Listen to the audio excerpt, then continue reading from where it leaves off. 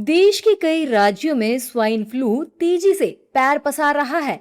पिछले कुछ दिनों में दिल्ली में स्वाइन फ्लू के 1700 से ज्यादा मामले सामने आए हैं।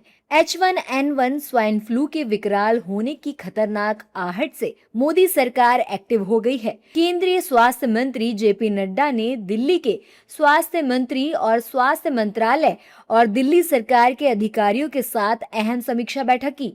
बैठक के बाद केंद्रीय स्वास्थ्य मंत्री जेपी नड्डा ने एक्स पर लिखा, देश में H1N1 इन्फ्लुएंजा की मौजूदा स्थिति और तैयारियों की समीक्षा की गई, जिसमें राष्ट्रीय राजधानी पर खास तौर पर ध्यान दिया गया।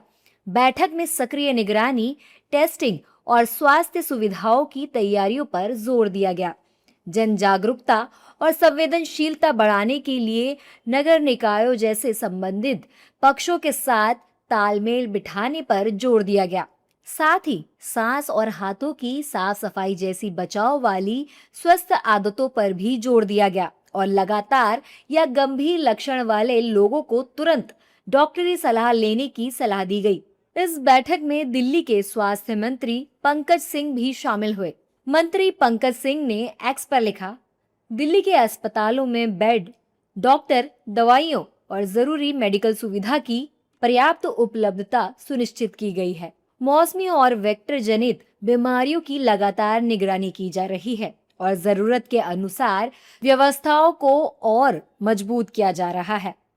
दिल्ली एनसीआर में मॉनसून के बीच स्वाइन फ्लू के मामलों में काफी तेजी से बढ़ोतरी हुई है। अब हम आपको बताते हैं कि स्वाइन फ्लू के लक्षण क्या है। अचानक तेज बुखार, ठंड लगना, लगातार सूखी खांसी, गले में खराश या दर्द, मांसपेशियों और शरीर में तेज दर्द, कमजोरी और थकान, सांस लेने में परेशानी। अब आपको बताते हैं कि स्वाइन फ्लू से बचाव के क्या तरीके हैं। हाथों को साबुन और पानी से नियमित साफ करें। खांसने, छींकने के बाद हाथ जरूर धोएं।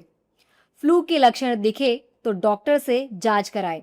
फ्लू जैसे लक्षण वाले लोगों से उचित दूरी रखें। भीड़-भाड़ वाले स्थानों पर जाने से बचें। प्रेग्नेंट महिलाएं, छोटे बच्चे और बुजुर्गों में स्वाइन फ्लू का खतरा सबसे ज्यादा होता है। वैसे स्वाइन फ्लू से बचने के लिए वैक्सीन सबसे प्रभावी तरीका है। कुल मिलाकर कहा जाए तो सरकार स्वाइन फ्लू से निपटने के लिए एक्शन मोड में आ गई है।